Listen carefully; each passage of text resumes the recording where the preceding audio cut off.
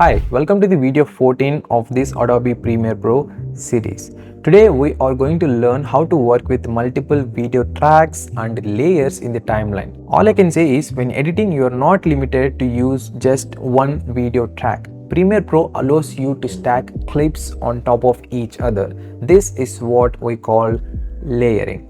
I actually told you in the previous videos, I highly suggest you that watch those videos as well, where I told you how to create multiple video tracks and multiple audio tracks, followed by what are the options we get in the timeline. Okay, coming back to this topic, if you place the clip on video 1, of course, as you can see, all the clips are placed at video 1. If I place on video 2, now it is overlapping. See, whatever the video on above the video 1, as you can see this clip, this is going to show as a final output. Even you can use the picture-in-picture effects for adding titles or even overlap graphics.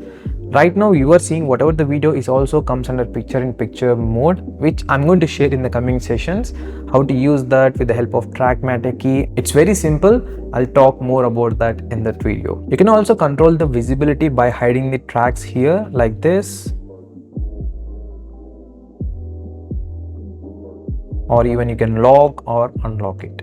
Even the same goes for the audio, but it is in reverse direction. Even you can mute it or solo track it. This is super helpful when you are organizing a busy project. Think of it like building a sandwich, each layer by layer, and adding something new to edit. In the previous video also I showed these settings. One setting I missed here is this and this option. The markers, actually I showed you with the marker option in the project manager, you can make a markers here. But what about for clips?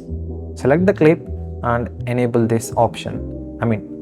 Click on this, a new marker will be added here. This is also useful like whenever you are shooting multiple things in a single video. For example, indoor, outdoor, moving different places like that. Even if you want, you can give the name. I give it as name itself.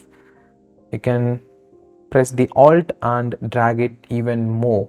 So you will understand while editing and it will make your edit even more faster. So this is all about the timeline. I think we covered a lot from the past videos. Next we will directly jump into some of the tools that I use a lot, and even you also going to use that. So we will catch again in the next video. Before ending this video, if you want to start a YouTube channel or already started one but not seeing any of the results, don't worry, I'm here to help you out.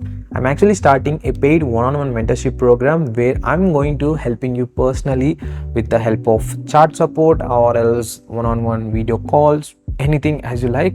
The link is in the description box. You can click on it and fill out the Google form. I'll get back to you as soon as possible, and make sure you're given the correct email ID because that is the only way we communicate initially.